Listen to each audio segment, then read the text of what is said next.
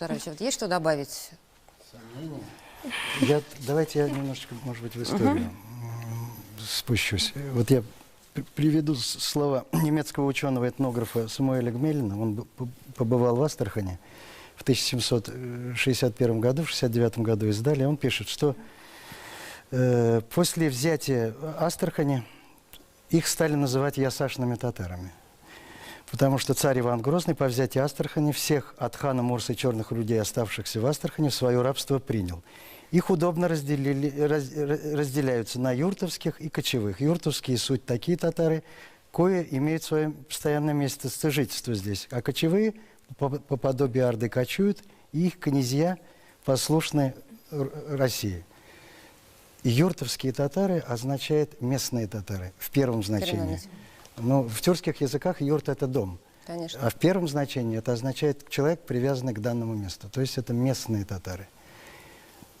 Они подчеркивают и Гмелин, и самым первым, кто попытался администрировать местное население, был Василий Татищев. Он был губернатором 4 почти года в Астрахани. И незадолго до своего отзыва, буквально за неделю, на 11 ноября 1945 года, пишет секретную записку, мнение тайного советника Татищева направляет наверх, где предлагает вот определенные методы, как удержать население. А почему так получилось? Потому что население стало мигрировать. Кочевые стали уходить, юртовские тоже семьями стали уезжать, в Крым в основном. А это фискальное, то есть ясака нет, подати не поступает, границы были оголены. И вот он пишет такое беспокойство. Вот первым, и он называет, что при Борисе Годунове, это начало 16 века, начало 17 века, при Борисе Годунове было 25 тысяч семей записано в Астрахани и в окрестностях. Потом при генеральной ревизии в 1715 их уже регистрируют 12 тысяч, то есть уменьшается.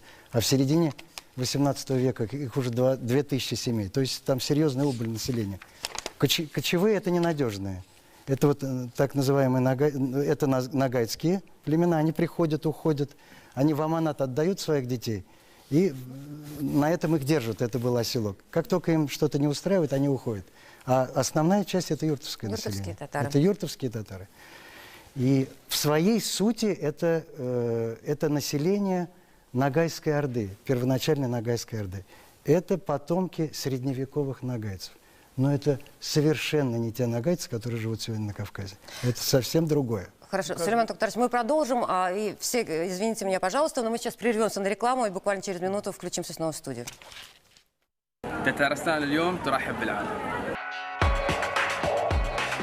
Чем известен Татарстан за пределами республики? С какими странами и регионами сложились самые теплые и продуктивные отношения? И почему всегда побеждает дружба? Об этом и многом другом в авторской программе Дины Газалеевой на телеканале ТНП. Татарстан Тудей. Открытый миру. В среду на ТНП.